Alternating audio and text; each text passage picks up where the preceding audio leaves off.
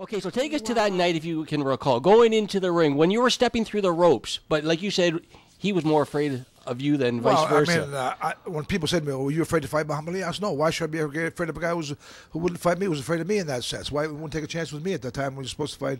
When he had a fight coming up with Sonny Liston." So going through the rings now, what were your emotions? Well, I don't remember. Or you can't recall that really.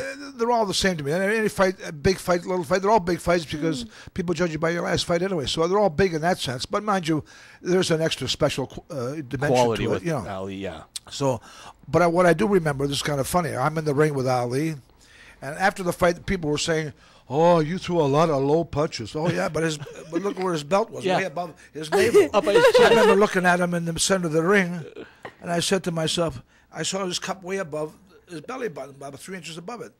And you're supposed to, any punch on the belt line is okay, but below the belt, then it's not kosher. Yes, right? It's below the belt, so it's foul. But I looked at his trunks, and I'm thinking to myself, I feel kind of like Elmer Fudd in a Bugs Bunny movie. Because to me, he looks like it looks like Bugs Bunny. Have you ever see Bugs Bunny fight Elmer Fudd? Yeah, he was way the trunks up to here. Well, that's what I felt like. Honest to God, I swear to my mother, that's what I was thinking about. Wow. I felt like Elmer Fudd. Oh, geez. So, but anyway, what am I going to say now? I got to go change the trunks. The fight's going to be supposed to take place. It's going to take place in about 20 seconds. I'm going to say, go change your trunks. I mean, I could have forced it. I probably could have to get another cup, but it was installed everything on TV and everything would have been all crazy. Anyway, the fight goes on. And we're fighting, and it was a tough fight. It was a real tough fight. 15 rounds, 59 minutes from start to finish. It's a long time. And never knocked you down? No, I never been knocked down. Never been knocked down. Yeah, wow. Never. So, in the meantime, it was a tough fight. I hit him a lot to the body, and people said to me, "George, you lost that fight." I said, "Yeah, but guess who went to the hospital after the fight? Who? It's Muhammad Ali. Where did he go? St. Michael's Hospital. Why? Bleeding kidneys. He was urinating blood for about 3 weeks. And here you went out for dinner. I went dancing with my wife. Well, very nice. You know what I said when I said to myself when I was dancing with my wife? I should have danced more in the fight.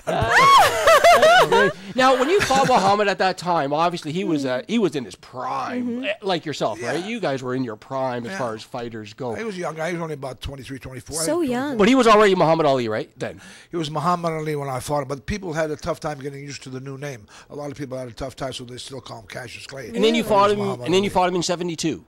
I fought him again in '72, yeah. Where did you fight him there? In Canada or the States? In Vancouver.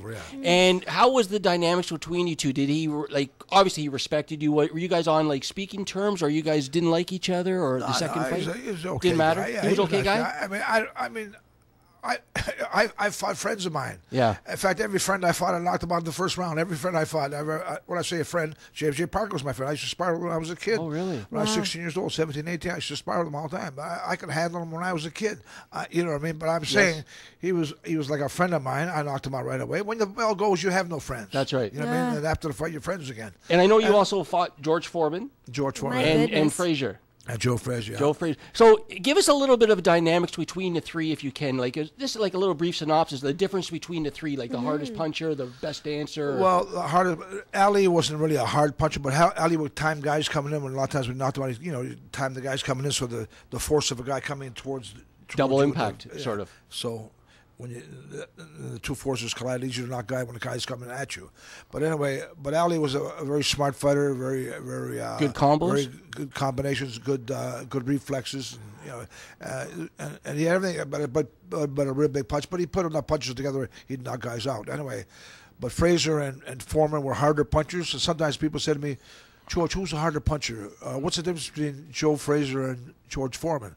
I said, "Well, it's kind of like this. Getting hit by George Foreman is like getting hit with a Mack truck at about 50 miles an hour, and getting hit by Joe Frazier is like getting hit with a Pontiac car at 100 miles an hour." You know, do you know what I'm trying to say? Yeah, it's a difference. A little bit different. That's the best way I can describe it. And they were also pretty good guys? But neither punch feels very nice anyway. No. And what I want to do... Both nice guys, both very nice guys. Very nice guys. I'm good friends with Joe. I see Joe a lot more than I do George Foreman. Do you? Yeah, but George and I are cool with each other, no problem. Or Muhammad Ali, of course, do. And when I see Joe more often than the other guys. And Joe and I get along quite well. And you also fought Floyd Patterson? Yeah, Yeah. And Jerry Corey? Jerry Corey, yeah. Wow. What we're going to do, if we can we just take a break and listen to a little bit more music from the band? Sure. And then we got a couple more questions because I know our show's running quick. So it goes by too fast. Yeah, so let's cue up the band, and then we're going to come back and we're going to ask you a few questions regarding your inspirational speaking and a few other things. So that's okay. And you're venturing into TV and film. Yes.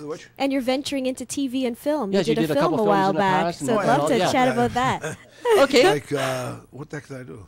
The Fly. The Fly. Jeez. That's good. Okay, so we're going to take a quick break, and then after we're going to announce the winner of the prize, too. Yes. Okay, so we're going to cue it up. We're going to hear the and voice. then we have Love and Two Loaded Guns. Yes, okay, so cue it up, boys. Let's sit back and listen to some music, Yes. courtesy of Manahan.